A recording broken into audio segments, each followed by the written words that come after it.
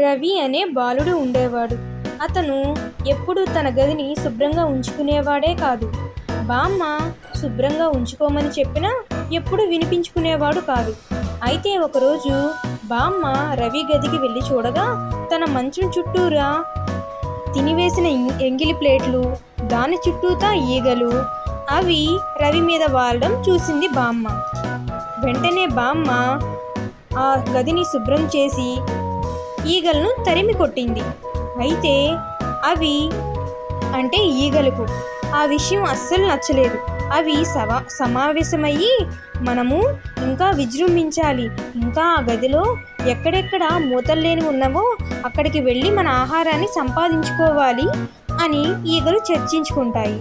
అంతలోనే బామ్మ రవికి పాలు తాగమని ఇస్తుంది. రవి ఏమో ఆ పాలు తాగకుండా దాని మీద కనీసం మూత కూడా లేకుండా ఒక పక్కన పెట్టి ఉంచుతాడు. అవి గమనించిన ఈగలు ఆ పాల గ్లాసుని మీద వాలి వాటి ప్రతాపాన్ని చూపిస్తాయి. వాటి కాళ్ళకున్న బ్యాక్టీరియా అంతా ఆ పాల గ్లాసు చుట్టూతా అవుతాయి. అది గమనించిన బామ్మ అసలు ఈ ఈగలన్నీ ఎక్కడ ఉన్నాయి అని చూడగా ఒక మురికి గిన్నెలో దాంట్లో వాలి ఉంటాయి.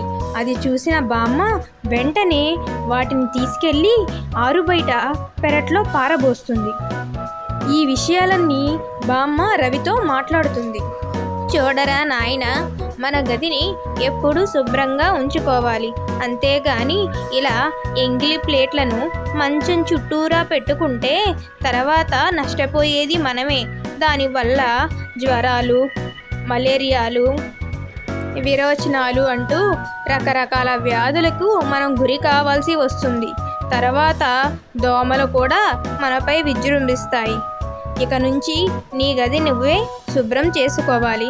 నేను నీకు నేర్పిస్తాను నాయనా. మన పరిసరాలు మనమే శుభ్రంగా ఉంచుకోవాలి అని చెప్పగానే రవి ఇలా బదులిస్తాడు.